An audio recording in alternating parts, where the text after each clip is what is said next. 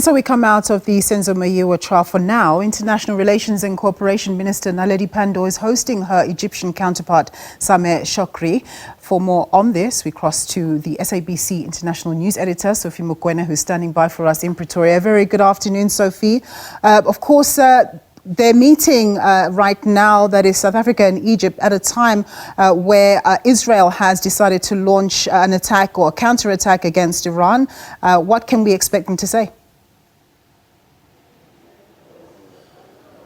Well, I think this meeting is quite important because you know that Egypt in particular is playing a very important role in relation to facilitating the talks between Israel and Hamas. And you know that Egypt is part of the Arab League, and therefore the challenges that are being experienced in the Middle East, Egypt will have information because the country does interact with countries in the Gulf region or in the Middle East. And I think one of the issues that they will be looking at, it is the latest information coming from the Middle East and perhaps the impact thereof in terms of concluding these ceasefire talks. We saw Qatar yesterday pointing out that they'll pull out of the talks because the talks have been politicized. But I think Minister Pandor will get better information from her counterpart, who is in most cases involved in these talks as Foreign Affairs Minister of Egypt. He has just returned from Turkey. You know that Turkey is also involved in these talks, and you know that the President of Turkey has issued statements in relation to what has transpired in the Middle East. And of course, they will look at the current tension between Iran and also Israel, because that will affect neighboring countries, and Egypt in particular, a friend to these countries in the Middle East, being part of the Arab League, will share some information in terms of their assessment. But also, Egypt is able to speak to all stakeholders in the Middle East, and therefore South Africa will get information.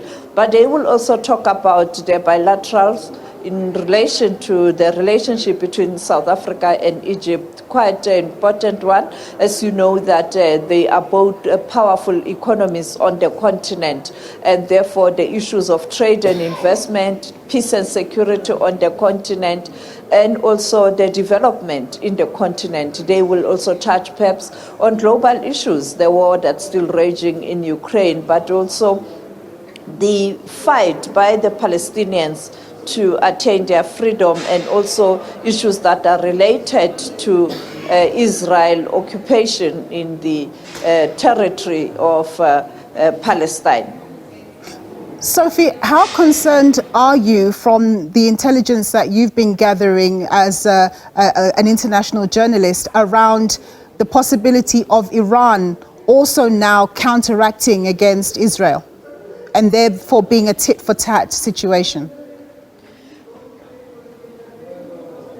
I spoke to a diplomat in South Africa who is in contact with Tehran. He pointed out to me that Iran will not retaliate. In fact, they are really downplaying what happened this morning, or what's been reported globally in terms of Israel allegations that Israel did launch attacks on Tehran. And they are saying that they haven't seen a massive action, and therefore they are not going to retaliate. They pointed out that they only intercepted 3 drones, and they believe that those drones were launched inside Iran by some of people who are sympathetic perhaps to Israel. But we know that the Prime Minister of Israel has made a statement that much as Israel allies are trying to persuade Israel not to retaliate, they are going to do that. We know that the U.S. President Joe Biden has been involved in discussions with the allies, including Israel, the affected party, to try and find a solution in terms of handling this matter, because neither is Israel nor Iran willing to go to a full-scale war. We know that the results will be very bad, particularly for for the Middle East, but also for the world in general. We saw the oil price going up, and therefore the global economy will be affected, but also the global security will be affected. And therefore, the talks are continuing. I am in constant contact with Iranians, and also I'm also in constant contact with diplomats in Tel Aviv. And therefore, what I can say for now is that not much is happening right now, but we don't know in days to come. You know that Israel has to observe the Jewish holiday, and therefore they will have to respect that day as part of important calendar in the Jewish community. But we don't know. You cannot really vouch that nothing will happen. But judging from what I got from the diplomat in Israel and the diplomat from Iran, I think for now this was almost like a test in terms of trying to show that something can happen. But for now, we are waiting to see, and we'll hear during the day. Our colleagues in the United Nations will also have better information, and will definitely have a better sense of what's happening, and will continue to probe Minister Naledi Pandor and his and her Egyptian counterpart today. Super. Thank you very much. Our international news editor there reporting from Pretoria, Sophie Mokoena.